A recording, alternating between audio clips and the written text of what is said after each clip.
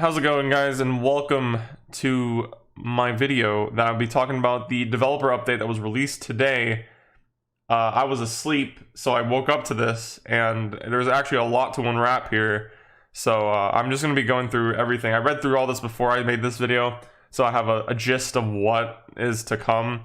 There's a lot of interesting things that I need to talk about. I feel like most of these things might be meta changing. It might not be meta changing.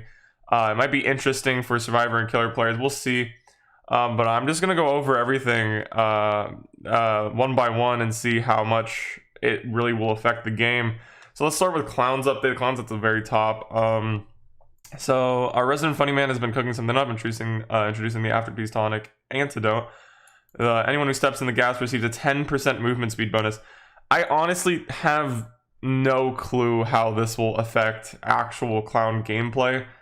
They presented it through a fashion that's just you throw the bottle and the survivors will make a flat decision of, will I go through the bottle and take the speed bonus and go into a dead zone or not? But I feel like that's not as easy. That's easier said than done because every map has a different pallet density, and this tonic could kind of feel weird. I don't know, because you're probably not going to use the tonic on survivors, and if you use it inside of a loop, you're probably going to just hurt yourself more than anything. I feel like it's better if, like, for example, you have a pallet that you broke and they're obviously taking a straight shot to like a TL wall in front of you, for example, or another tile, and you just need that extra step. So you throw a tonic at the floor and you go faster and you can catch up to them, maybe even land the hit, or just force them to drop the pallet faster. I think that's where the tonic will come into like play more than forcing survivors into dead zones with the tonic. I don't think you should ever throw your tonic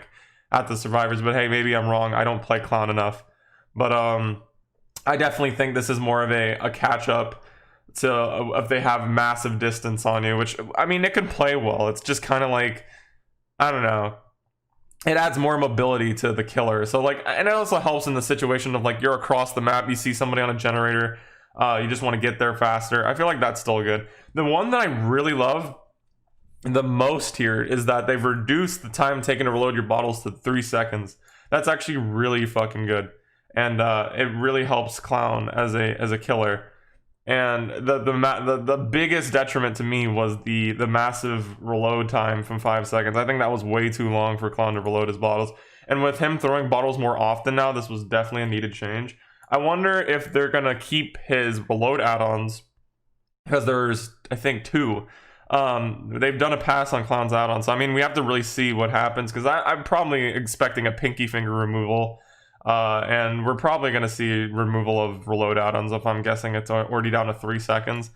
But we'll see. I think this is overall a net positive change for Clown, because he gets more movement speed in turn, of also getting more time saved with his reloads, which makes him more time efficient. He's going to get more map mobility. This will boost him up a couple tiers in tier lists, and viability against really good teams. But again, he's probably viable against 90% of teams currently.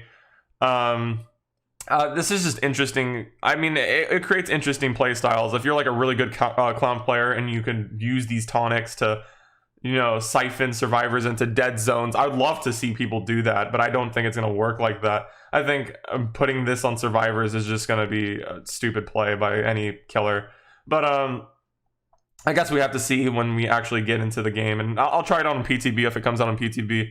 And we'll be streaming it over on the twitch.tv and seeing how this change really affects a bunch of different play styles for Survivor and Killer. But it's definitely good for the extra movement speed for getting the generators or getting to tiles. I think that's going to be a net positive for Clown, and it's going to be a pretty solid change. This actually isn't as bad of a change as I thought it would be. I thought it would be like a really annoying change to where they would just like mess up his bottles and he gets some like insta one shot if he hits. I don't know. It's definitely way better and less annoying to deal with as Survivor. So that's good. This is overall really good change for Clown. I feel like they did a really good job with this.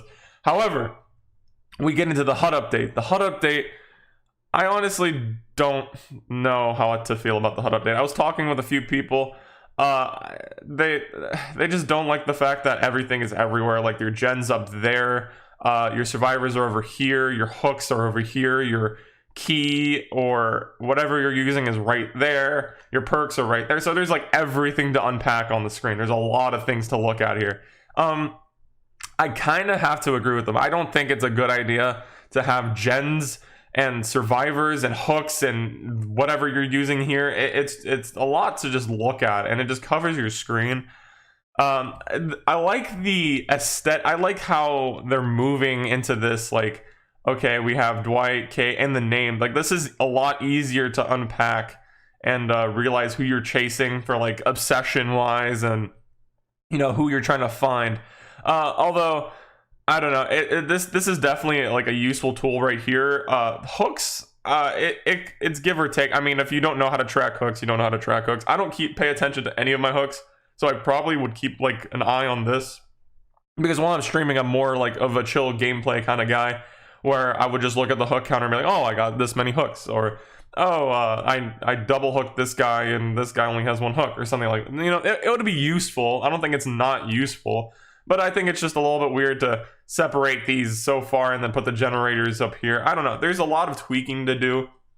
For the survivor side, the key is just massive. Like, there's no reason a key has to be this massive to show off the add-on as well. Because it's just kind of the why. And then, I mean, they added the fact that they're going to add rescaling onto the HUD, so you can rescale different portions of it. But I feel like this is so unnecessary, to the fact that there's just a bunch of different things to unpack and look at. You know, there's everything around your HUD. I think this could be moved like over here or something like that to make it a lot neater. Like, this side of your screen would be more covered than the rest. I don't know. I personally could not make a better HUD, even if I tried. I'm not a graphics design person, but I definitely think this is not going to be the final design. There's definitely going to be more changes probably coming after the PTB. The backlash that people gave to this, unless behavior just says, hey, we don't care what you say, we're launching this, which is possible. But I mean, I think there's just a lot to look at here, and I think people in the community are going to say that, yeah, this HUD is probably a lot to just look at. I don't think it's ugly per se. Like, I think this is not bad. I don't know. I don't think it's too ugly. I don't think the saying it's ugly is the way to go, but I think there's definitely a lot of things covering your screen which kind of make it hard to, you know, do things. It kind of annoys your FOV more than anything. I don't know. This is probably not going to come out the way it looks here. This is probably like a prototype that they just wanted to show off, that they're trying to update the game with their HUD, which is fine. But I don't know. Hopefully they end up changing this. If not, then this is the new HUD. I mean, I'm not too happy about it, but we'll see what happens with it. However, the hook counter progress you can see right there. The character portraits you can see right there. UI scale options, that's good, because you can make this smaller, you can make that bigger, you can make this smaller, whatever. So that's also neat, I guess. The fact that they're adding more customizability into their game. The Survivor Locomotion update. I'm gonna need to mute this because this is gonna be loud. However, this is cool in my opinion. It's really cool because it makes the game more realistic. So when Yui starts walking here in a second, you'll see that she starts like creeping forward, and it's just more realistic in the sense that Dead by Daylight's finally getting good graphical updates. I think this is a great change. It affects your character's speed, turn rates, acceleration, crouching. There's a clip of her crouching as well. It's pretty cool. It leads to different things. It leads to different animations. I probably would expect them to be bugged on release, knowing how animations work. Like when you open a chest currently, you just stand straight up and you look really awkward. I feel like that's what's going to come out of this crouch animation. That's probably what's going to happen. And you can probably mess with a bunch of animations and just connect them, which leads to very awkward positioning. But yeah, that's honestly it for the Survivor animation preview on the walking and all that stuff. You'll just see different animations. If you really want to see all the different animations, just go to the developer post and click on the video. There's just a bunch of different things that they showcase. I think it's pretty neat. Like different injured animations for sure. I think the default injured animation where you just hold your arm is a little bit outdated, and it's finally great that they changed that stuff. But we'll see what else they change from here. I think a little bit of the animations look a little bit too stiff, but of course they're gonna polish that system. It's not a problem. There is rank rewards coming out every season or every rank reset. There is going to be 250 blood points if you reach rank 1 as survivor and killer, leading up to a total of 500,000 blood points. This will not do anything for me as a player who has almost 5,000 hours in the game. This is kind of useless to me. However, if you're a newer player and you don't want to rank up everyone and level up everyone, I think this is fine. I would have liked to see like shards, I guess, even if a small amount was in it for hitting rank 1, I guess. But I mean, the rank system isn't really polished, and it's pretty easy to get to rank 1, so I guess I understand it. But extra BP is always never bad, and having extra ways to level up your characters as a newer player is always nice. So I mean, I can't really complain about free 500,000 blood points every month. It's better than nothing. So this is an overall positive change as well. Based on the higher, and then reset to rank 20. Each month, everyone will be given blood points based on their highest rank they've reached, and then resetting to... Wow! So we're resetting to rank 20 again. I didn't see that. Okay, so this could create some issues again. The reason they didn't reset to rank 5... they reset to rank 5 is so we don't stop new players every single time rank resets. Now, with this, I wonder... if it's not an every month thing. I don't know. This is an MMR thing. Okay, so once we're having a matchmaking, I see. This is an MMR garbage thing that we're gonna see. So yeah, this will be polished, definitely. Their MMR system was really bad the first time it came out. I doubt it'll be any better, because again, I think many people made videos about it already, that the MMR system in Dead by Daylight is really hard to fine-tune and understand what is a win and what is a loss. So giving MMR systems for every single killer is just really hard to do. But this is good for just the fact that you can get extra BP. I'm guessing ranks will mean nothing though, because you're reset to rank 20 and your MMR stays the same. So I guess ranks are just there to say, oh, you played a lot of games, you played well, here's your rank, buddy. I really hope they change the MMR system to be visual, because I want to see how far I am on the MMR system, but this is interesting. Free BP, cool. MMR system, not really, but we can't really do anything about it, because I mean, that's how they have to implement rank rewards, because matchmaking ratings have to be on for that. I'm kind of iffy about it now that I really look at it. I actually just read that. Yeah, I don't like the MMR system. I've said it many times on my stream as well, that MMR in this game does not work. It will never work, and it's impossible for it to work. But I'm open to try, I guess, right? Yeah, I guess we'll have to see how the MMR works out, and then free blood points is always great. And being reset to rank 20 will not mean anything, because MMR is still going to hold weight. So you may be rank 20, but you're still going to fight red rank survivors because your MMR still holds the same weight. That's interesting, I guess. These are the graphical updates for Crotus Print Asylum and Gideon Meat Plant. They don't have actual in-game screenshots of this yet, but they look pretty neat. I really hope the game palette density will reduce by tenfold, because there's just an insane abundance of safe palettes on the game. Really makes it unfun to play. And Crotus Print Asylum, I honestly don't know what they will do with this map. I feel like they should add more tiles outside the Crotus Print Asylum and make the asylum itself really weak, or weaker, not useless though. I'm assuming breakable walls are going to stop this window that usually spawns right there. We're probably going to see breakables all over this building, but it looks cool. I can't really say anything until I see the actual in-game design, but yeah, that's my wish list, I guess, for these two maps. Let's see, the miscellaneous. This basically does nothing. Wraith is the same thing. I don't really pay attention to Wraith further than 24 meters, honestly, but I guess other people did. Whatever. This doesn't really do much. I guess if you were really just looking out for Wraith, and currently you can see Wraith far away, I mean, whatever. I guess it gives them more stealth. Will not really change Wraith in the grand scheme of things. Trapper. This is kind of interesting, but again, it won't change Trapper much. This makes your traps more efficient, I guess, from base kit. So between 1 to 3 attempts, the escape chance is lower than before. So you can expect the survivor to struggle 3 times and still not get out. And then the 4th attempt, it becomes normal to escape.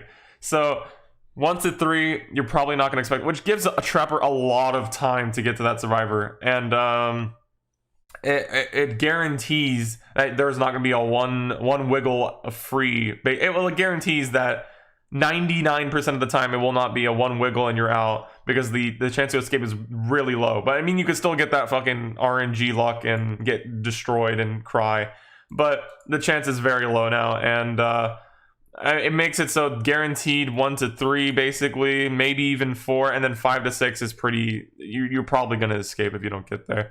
But this makes it so Trapper's traps are more efficient in the sense that you can find, if someone gets trapped, you can maybe even get there in time and you're gonna get the survivor downed or even picked up. So that's good for Trapper, I guess. That's positive for Trapper. It still doesn't really make him any better of a killer, because the trap distribution for Trapper and getting your traps and picking them, setting them, watching them getting untrapped and all that stuff is just really bad for Trapper. And he's still going to be a bad killer, but this makes his traps a little bit more efficient. And well, hopefully we'll see more buffs to Trapper soon enough regarding to his Trapper bags and all that stuff. But for now, this is what they gave us, and I guess that's fine. Deep wound adjustments. I honestly really hate this change. They made it so the 30-second timer is now 20 seconds, which gives more urgency to deep wound. That's fine. I mean, that's fine. However, the fact that they even recognize the fact that needing to snap out of it in Madness 3 before being able to mend is a thing that exists in the game, and they still haven't addressed it, is kind of ludicrous to me, because now if you stop anywhere at tier 3 while in deep wound, you will pretty much drop. There is no chance that you are surviving the or being tunneled, for example, even for like 5 seconds, and the doctor makes you sit at a pallet, for example, and your deep wound timer is going to drop a little bit. You're pretty much guaranteed to drop now, which kind of is not a positive change. It just encourages some annoying gameplay.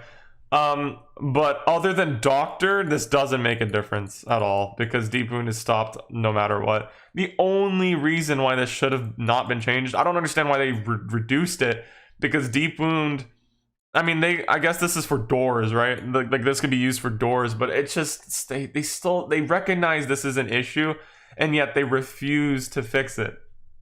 It annoys me, because you still can't mend over snapping out of it, which makes it impossible to survive this. Almost, it's pretty hard to survive this. The room that they left for edge cases is very minimal, and I don't like this change. However, if this didn't exist and they prioritize snapping out, or they prioritize deep wound over snapping out of it, we can talk about this, because this would be great for just stopping people sitting on doors while like needing to mend and just running out the exit gate. That would be perfect. Or sitting on generators, I guess. I mean, this would be fine in the sense of doing objectives. Like, the survivors shouldn't do their objectives before they mend, and that's fine.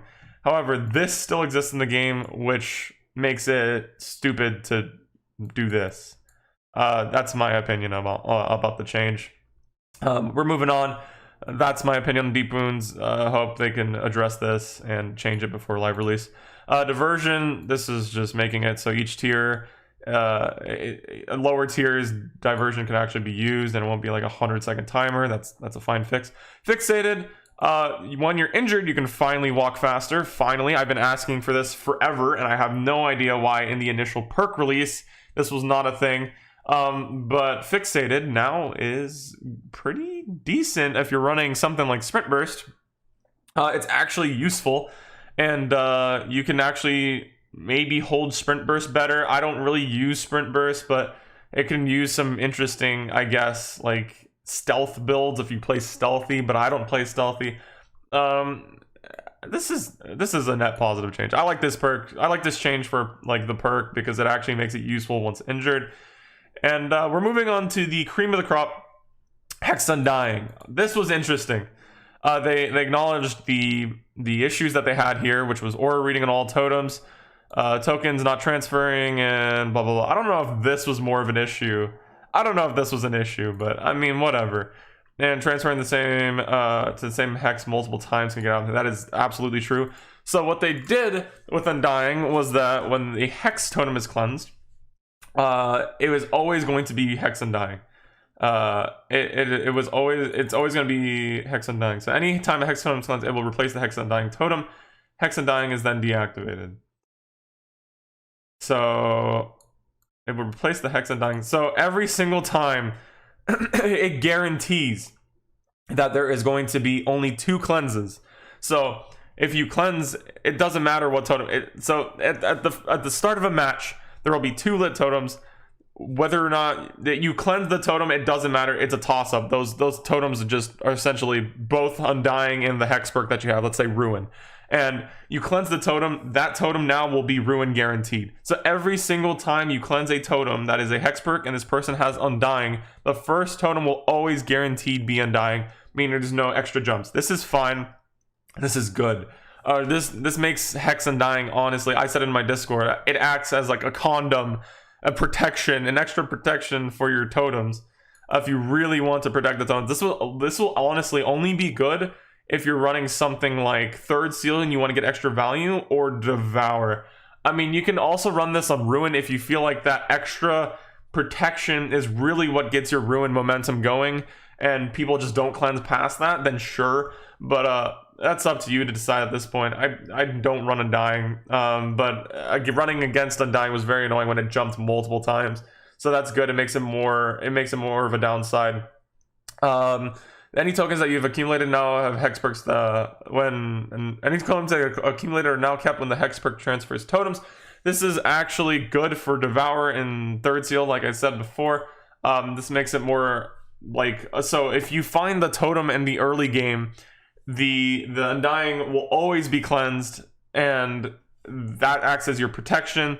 And now the Devour will always be there. However, in mid-game, this could pose more of a threat due to the fact that if you have 3 gens done, this person has 3 tokens and currently has it down, you cleanse a totem, you realize it's Undying, this leads to tough situations.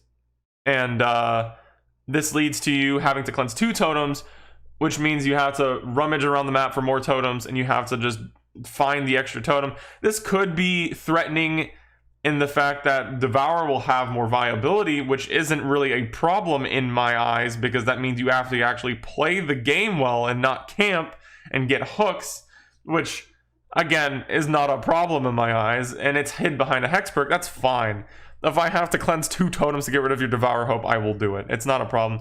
Another issue that was brought up was that, oh, you can stack Thrill of the Hunt, the Thanatophobia. I mean, if you bring Thrill of the Hunt into the game, people are probably going to expect you're running a hex build, and at that point they're just going to cleanse every hex that they see, which makes the hex build kind of useless. I definitely think that that's not going to be an issue inside of the game, and even if it is, just split up on totems or get a totem when they're picking up somebody. There's always a time to get a totem. There's no way that they're always 100% going to defend the totem guaranteed every single time with Thrill of the Hunt. That's just impossible. But yeah, this will be more threatening with Devour Hope. That's not necessarily a bad thing. This makes Undying a little more useless with Ruin, but it's still decent. It just acts as a condom to your Ruin, I guess. And Aura Reading only applies to all totems. That's good, because now you can't really have a better Thrill of the Hunt on your totem. It's stupid that it was even a thing in the game. That's good. That's a good change. The net positive. I really like that change. This is actually overall I really like these changes, because it makes Undying still a good perk inside of the game. It will still be used. However, it is not nearly as good as it is now, which is good, because it is really busted right now. So what we're gonna and one gripe I had about this is that it removes the fun play style of Undying Haunted, because now Undying does nothing with Haunted, which is unfortunate. However, I will easily get rid of Undying Haunted to not see Ruin Undying every single game and have bad killers be carried off of Ruin Undying every single game. That is a net positive in my eyes. I am perfectly fine with this, and great change by behavior, well done. Iron Maiden buff, it can be very difficult to follow up and hit a survivor 15 seconds of them exiting a locker, so we're increasing the duration of the exposed effect to 30 seconds. Beautiful change. I've complained about this multiple times. I said 15 seconds is disgustingly low for something that's only locker bound. I even said bring it as far to 60 seconds to completely remove lockers out of the equation of the game.